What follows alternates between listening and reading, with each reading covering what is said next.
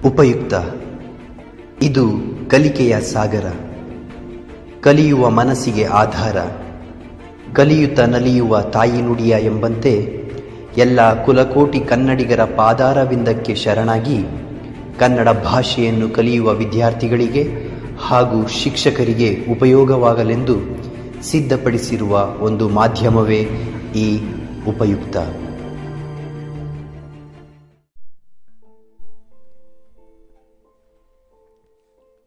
ಪದ್ಯ ಸುನಾಮಿಯ ಹಾಡು.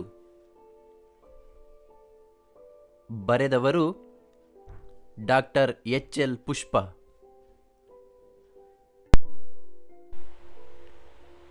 ಸಂದರ್ಭಾನುಸಾರ ವಿವರಿಸಿ.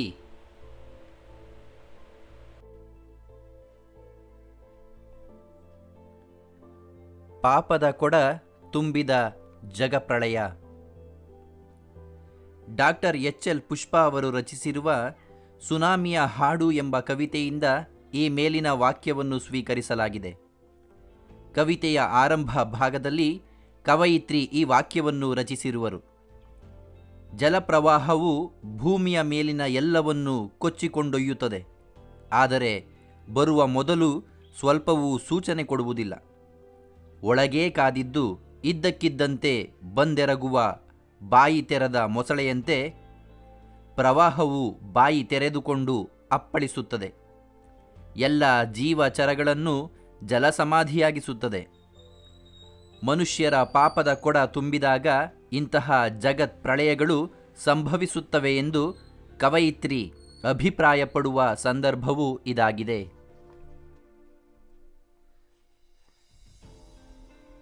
ಸತ್ತವರ ಎಲ್ಲ ಸತ್ತೆ ಹೊರಬೀಳುತ್ತಿದೆ. ಡಾಕ್ಟರ್ ಎಚ್.ಎಲ್. ಪುಷ್ಪ ಅವರು ಬರೆದಿರುವ ಸುನಾಮಿಯ ಹಾಡು ಎಂಬ ಕವಿತೆಯ 2ನೇ ಚರಣದಲ್ಲಿ ಈ ಮೇಲಿನ ವಾಕ್ಯವಿದೆ: ಸುನಾಮಿಯಂತಹ ಪ್ರವಾಹ ಬಂದೆರಗಿದಾಗ ಕಡಲಿನ ನೀರು ಕುದಿಯುತ್ತಿರುವಂತಿರುತ್ತದೆ. ಸಮುದ್ರದ ಜಲಚರಗಳೆಲ್ಲ ಹೊರಗೆ ಬಂದು ಬಿದ್ದರೆ ಪ್ರವಾಹವು ಮನುಕುಲವನ್ನು ತನ್ನೊಳಕ್ಕೆ ಎಳೆದುಕೊಂಡು ಬಿಡುತ್ತದೆ. ಇಡೀ ಮನುಕುಲದ ವ್ಯವಸ್ಥೆಯೇ ಸರ್ವನಾಶವಾಗುತ್ತದೆ. ಭೂಮಿಯ ಮೇಲೆ ಅವು ಇದ್ದವು ಎಂಬುದಕ್ಕೆ ಸೂಚನೆಯೂ ಸಿಗುವುದಿಲ್ಲ ಎಂಬುದನ್ನು ವಿವರಿಸುವ ಸಂದರ್ಭವೂ ಇದಾಗಿದೆ.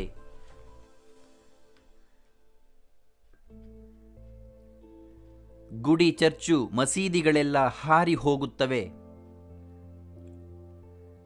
ಡಾಕ್ಟರ್ ಎಚ್.ಎಲ್. ಪುಷ್ಪ ಅವರು ಬರೆದಿರುವ ಸುನಾಮಿಯ ಹಾಡು ಎಂಬ ಕವಿತೆಯಿಂದ ಈ ಮೇಲಿನ ವಾಕ್ಯವನ್ನು ಆಯ್ದುಕೊಳ್ಳಲಾಗಿದೆ: ಮನುಷ್ಯ ಭೂಮಿಯ ಮೇಲೆ ತನ್ನ ಜಾತಿ, ಮತ, ಧರ್ಮಗಳಿಗೆ ಸಂಬಂಧಿಸಿದಂತೆ ಗುಡಿಗಳನ್ನೋ ಚರ್ಚು, ಮಸೀದಿಗಳನ್ನೋ ನಿರ್ಮಿಸಿಕೊಂಡು ತನ್ನ ಧರ್ಮಾಭಿಮಾನವನ್ನು ಮೆರೆಯುತ್ತಾನೆ.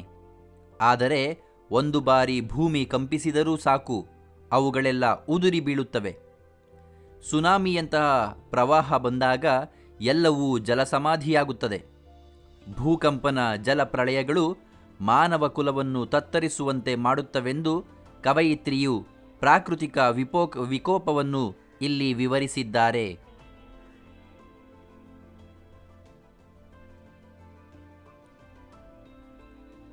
ಎಲ್ಲಿಂದ ಅಗೆಯಬೇಕೆಂದು ನಕಾಶೆ ಹುಡುಕುತ್ತಾರೆ. ಡಾಕ್ಟರ್ ಎಚ್.ಎಲ್. ಪುಷ್ಪ ಅವರು ಬರೆದಿರುವ ಸುನಾಮಿಯ ಹಾಡು ಎಂಬ ಕವಿತೆಯಲ್ಲಿ ಈ ಮೇಲಿನ ವಾಕ್ಯವಿದೆ: ಮನುಷ್ಯ ತಾನು ವಾಸಿಸುವಲ್ಲಿ ಮನೆ, ಮಠ, ಗುಡಿ, ಚರ್ಚು, ಮಸೀದಿ, ಮಹಾಸೌಧಗಳನ್ನೆಲ್ಲ ಕಟ್ಟಿಕೊಂಡು ತಾನು ಶಾಶ್ವತ, ತಾನು ನಿರ್ಮಿಸಿದೆಲ್ಲವೂ ಶಾಶ್ವತ ಎಂಬ ಭ್ರಮೆಯಲ್ಲಿ ಬದುಕುತ್ತಿರುತ್ತಾನೆ. ಆದರೆ ಭೂಕಂಪನ ಮತ್ತು ಜಲಪ್ರಳಯಗಳಂತಹ ದುರ್ಘಟನೆಗಳು ಸಂಭವಿಸಿದಾಗ ಇಡೀ ಮನುಕುಲ ಸಮಾಧಿಯಾಗುತ್ತದೆ. ಮುಂದೆ ಪ್ರಾಚೀನ ಅವಶೇಷಗಳನ್ನು ಹುಡುಕಿ ಅಧ್ಯಯನ ಮಾಡುವ ಸಂಶೋಧಕರು ನಕಾಶೆ, ಪಿಕಾಸಿಗಳನ್ನು ಹಿಡಿದುಕೊಂಡು ನೆಲವನ್ನು ಎಲ್ಲಿಂದ ಅಗೆಯುವುದೆಂದು ಯೋಚಿಸುತ್ತಾರೆ. ನಾವು ಹಿಂದಿನ ನಾಗರಿಕತೆಗಳ ಅಧ್ಯಯನ ನಡೆಸಿದ್ದು ಹೀಗೆಯೇ. ನಮ್ಮ ನಾಗರಿಕತೆಗಳು ಸಮಾಧಿಯಾದಾಗ ಮುಂದಿನ ತಲೆಮಾರಿನವರು ನಮ್ಮ ನಾಗರಿಕತೆಗಳ ಅಧ್ಯಯನವನ್ನು ಹೀಗೆಯೇ ನಡೆಸುತ್ತಾರೆಂದು ಕವಯಿತ್ರಿ ಅಭಿಪ್ರಾಯಪಟ್ಟಿರುವರು.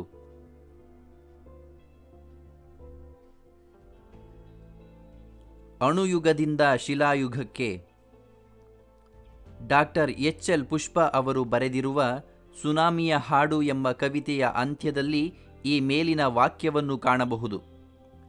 ಭೂಮಿಯ ಮೇಲೆ ನಾವು ಕಟ್ಟಿದ ನಾಗರಿಕತೆಗಳು ಶಾಶ್ವತವಲ್ಲ.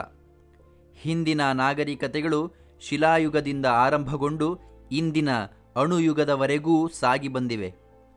ಅಣುಯುಗದ ನಾಗರಿಕತೆಯು ಕಾಲ ಪ್ರವಾಹಕ್ಕೆ ಸಿಲುಕಿ ನಾಶ ಹೊಂದಿದರೆ ಪುನಃ ಹೊಸ ಶಿಲಾಯುಗದ ನಾಗರಿಕತೆಗಳು ಹುಟ್ಟಿಕೊಳ್ಳಬಹುದು. ಏಕೆಂದರೆ ಇತಿಹಾಸದ ಚಕ್ರ ತಿರುಗುತ್ತಲೇ ಇರುವುದರಿಂದ ಮೇಲಿದ್ದವರು ಕೆಳಕ್ಕೆ, ಎಡಕ್ಕಿದ್ದವರು ಬಲಕ್ಕೆ ಚಲಿಸುವುದು ಅನಿವಾರ್ಯ. ಹೀಗಾಗಿ ಅಣುಯುಗ ಮುಗಿದು ಪುನಃ ಶಿಲಾಯುಗದಿಂದ ನಮ್ಮ ನಾಗರಿಕತೆ ಆರಂಭಗೊಳ್ಳಬಹುದೆಂದು ಕವಯಿತ್ರಿ ಅಭಿಪ್ರಾಯಪಟ್ಟಿದ್ದಾರೆ.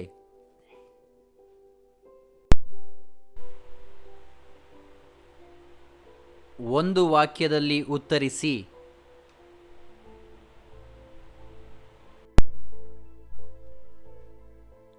ಭೂಮಿಯೊಳಗಿನ ಯಾವ ತೆರೆ ಸರಿಯುತ್ತದೆ? ಭೂಮಿಯೊಳಗಿನ ಜಲದ ತೆರೆ ಸರಿಯುತ್ತದೆ. ಜಲದ ಕಣ್ಣು ತೆರೆದಾಗ ಕುಸಿಯುವುದು ಯಾವುದು? ಜಲದ ಕಣ್ಣು ತೆರೆದಾಗ ಕುಸಿಯುವುದು ಮಣ್ಣಿನ ಪದರ. ಜಗಪ್ರಳಯ ಯಾವಾಗ ಸಂಭವಿಸುತ್ತದೆ? ಮನುಷ್ಯನ ಪಾಪದ ಕೊಡ ತುಂಬಿದಾಗ ಜಗಪ್ರಳಯ ಸಂಭವಿಸುತ್ತದೆ.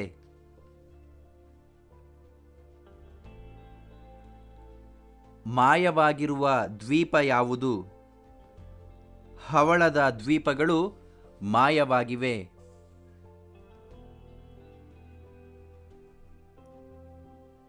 ಸಾಕ್ಷಿ ಇಲ್ಲದಂತೆ ಹಾರಿ ಹೋಗುತ್ತಿರುವುದು ಯಾವುದು? ಗುಡಿ, ಚರ್ಚು, ಮಸೀದಿಗಳೆಲ್ಲ ಸಾಕ್ಷಿ ಇಲ್ಲದಂತೆ ಹಾರಿ ಹೋಗುತ್ತಿವೆ.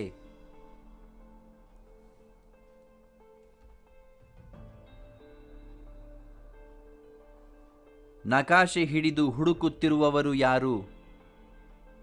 ಉತ್ಖನನ ನಡೆಸುವವರು ನಕಾಶೆ ಹಿಡಿದು ಹುಡುಕುತ್ತಿರುತ್ತಾರೆ.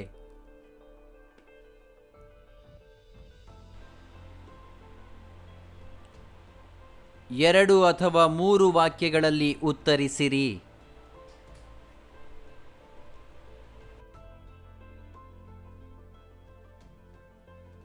ಕವಿತೆಯಲ್ಲಿ ಜಗಪ್ರಳಯವನ್ನು ಹೇಗೆ ಕಲ್ಪಿಸಲಾಗಿದೆ? ಕವಿತೆಯಲ್ಲಿ ಜಗಪ್ರಳಯವನ್ನು ಮೊಸಳೆ ಬಾಯಂತಹ ಜಲದ ಕಣ್ಣು ಮತ್ತು ಎಲ್ಲ ಜೀವಚರಗಳನ್ನು ಸಮಾಧಿ ಮಾಡುವ ಕುದಿವ ಕಡಲಿನಂತೆ ಎಂದು ಕಲ್ಪಿಸಲಾಗಿದೆ.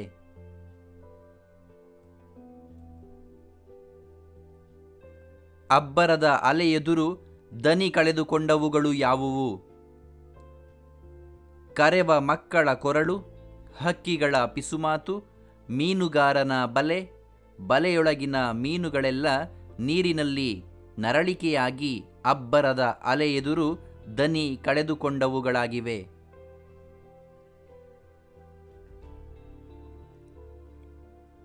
ಭೂಮಿ ಕಂಪಿಸಿದಾಗ ಏನಾಯಿತು? ಭೂಮಿ ಕಂಪಿಸಿದರೆ ಮನುಷ್ಯ ಇಟ್ಟಿಗೆ ಮೇಲೆ ಇಟ್ಟಿಗೆ ಇಟ್ಟು ಜೋಡಿಸಿ ಕಟ್ಟಿರುವ ಗುಡಿ, ಚರ್ಚು, ಮಸೀದಿಗಳೆಲ್ಲವೂ ಸಾಕ್ಷಿ ಇಲ್ಲದಂತೆ ಹಾರಿ ಹೋಗುತ್ತವೆ.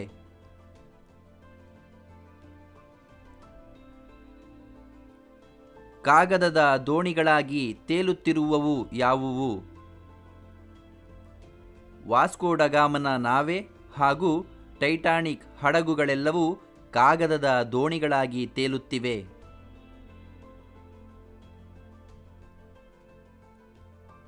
ಮಂಗಳ, ಶುಕ್ರ ಗ್ರಹಗಳನ್ನು ಯಾಕೆ ಹುಡುಕಬೇಕು? ಪ್ರಳಯಕ್ಕೆ ಸಿಕ್ಕಿದ ಭೂಮಿಯು ನಾಶ ಹೊಂದಿದಾಗ ಮತ್ತೊಂದು ನಾಗರಿಕತೆಯನ್ನು ಕಟ್ಟಲು, ಉಳುಮೆ ಮಾಡಲು, ಮನೆ ಕಟ್ಟಿಕೊಂಡು ವಾಸ ಮಾಡಲು, ತೊಟ್ಟಿಲು ತೂಗಲು ಮಂಗಳ, ಶುಕ್ರ ಗ್ರಹಗಳನ್ನು ಹುಡುಕಬೇಕೆಂದು ಕವಯಿತ್ರಿ ಹೇಳಿದ್ದಾರೆ.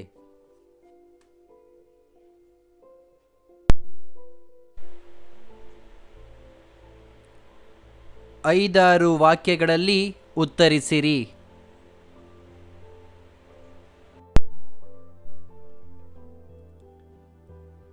ಜಲಪ್ರಳಯದ ಪರಿಣಾಮಗಳನ್ನು ಕವಿತೆಯ ಹಿನ್ನೆಲೆಯಲ್ಲಿ ವಿವರಿಸಿ. ಪಾಪದ ಕೊಡ ತುಂಬಿದಾಗ ಬರುವ ಜಗಪ್ರಳಯವು ಎಲ್ಲವನ್ನೂ ಜಲಸಮಾಧಿ ಮಾಡಿಬಿಡುತ್ತದೆ. ಕುದಿವ ಕಡಲಿನಂತೆ ಕಾಣುವ ಪ್ರಳಯ ಜಲಚರಗಳನ್ನೆಲ್ಲ ಹೊರಗೆಸೆದು ಮನುಕುಲವನ್ನು ಒಳಗೆ ಎಳೆದುಕೊಳ್ಳುತ್ತದೆ. ಹವಳ ಮುತ್ತಿನ ದ್ವೀಪಗಳನ್ನು ಮಾಯವಾಗಿಸುತ್ತದೆ. ಅಲೆಯ ಅಬ್ಬರದ ಎದಿರು ಸಕಲವೂ ಸೋತು ದನಿ ಕಳೆದುಕೊಳ್ಳಬೇಕಾಗುತ್ತದೆ. ಒಮ್ಮೆ ಪ್ರಳಯ ಸಂಭವಿಸಿತೆಂದರೆ ಮನೆ, ಮಠ, ಮಸೀದಿ, ಗುಡಿ, ಚರ್ಚುಗಳೆಲ್ಲವೂ ಹೇಳ ಹೆಸರಿಲ್ಲದಂತೆ, ಸಾಕ್ಷಿ ಇಲ್ಲದಂತೆ ಹಾರಿ ಹೋಗುತ್ತವೆ. ಮನುಷ್ಯ ಪುನಃ ನಾಗರಿಕತೆಯನ್ನು ಕಟ್ಟಿಕೊಳ್ಳಲು ಮಂಗಳ ಅಥವಾ ಶುಕ್ರ ಗ್ರಹವನ್ನು ಅವಲಂಬಿಸಬೇಕಾಗುತ್ತದೆ. ಮತ್ತೆ ಶಿಲಾಯುಗದಿಂದ ಬದುಕನ್ನು ಆರಂಭಿಸಬೇಕಾದ ಸ್ಥಿತಿಗೆ ಪ್ರಳಯವು ಮನುಷ್ಯನನ್ನು ನೂಕುತ್ತದೆ. ಇವೇ ಮುಂತಾದ ಪರಿಣಾಮಗಳನ್ನು ಕವಯಿತ್ರಿ ಕವಿತೆಯಲ್ಲಿ ಚಿತ್ರಿಸಿದ್ದಾರೆ.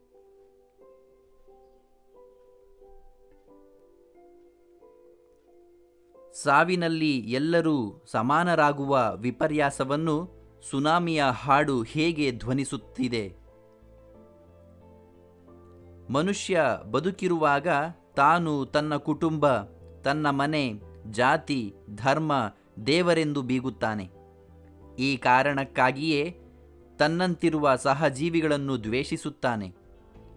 ಧರ್ಮಾಭಿಮಾನದಿಂದ ಇತರ ಧರ್ಮಗಳ ಬಗ್ಗೆ ಅಂಧನಾಗಿ ವರ್ತಿಸುತ್ತಾನೆ.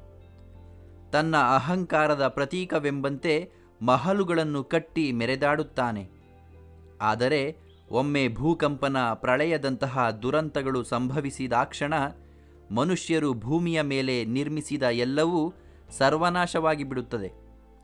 ಮನುಷ್ಯ ಕುಲ, ಪ್ರಾಣಿ ಪಕ್ಷಿ ಸಂಕುಲ, ಸಸ್ಯ ಸಂಕುಲಗಳೆಲ್ಲವೂ ಒಟ್ಟಿಗೇ ಸಮಾಧಿಯಾಗುತ್ತವೆ. ಸಾವಿನಲ್ಲಾದರೂ ಎಲ್ಲವೂ ಒಂದೇ ಎಂಬ ನೀತಿಯನ್ನು ಈ ಚಿತ್ರಣದ ಮೂಲಕ ಕವಯಿತ್ರಿಯು ಸುನಾಮಿಯ ಹಾಡು ಕವಿತೆಯಲ್ಲಿ ಚಿತ್ರಿಸಿದ್ದಾರೆ.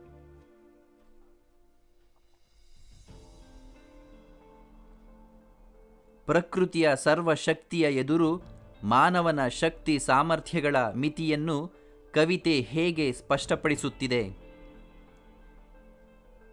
ಪ್ರಕೃತಿಯು ಸದಾ ಸರ್ವಶಕ್ತವಾದುದು. ಮಾನವನ ಶಕ್ತಿಯು ಪ್ರಕೃತಿಯ ಎದುರು ತೀರಾ ದುರ್ಬಲವಾದುದು. ಇದನ್ನು ಪ್ರಾಕೃತಿಕ ವಿಕೋಪಗಳು ಸದಾ ಸ್ಪಷ್ಟಪಡಿಸುತ್ತಲೇ ಇವೆ.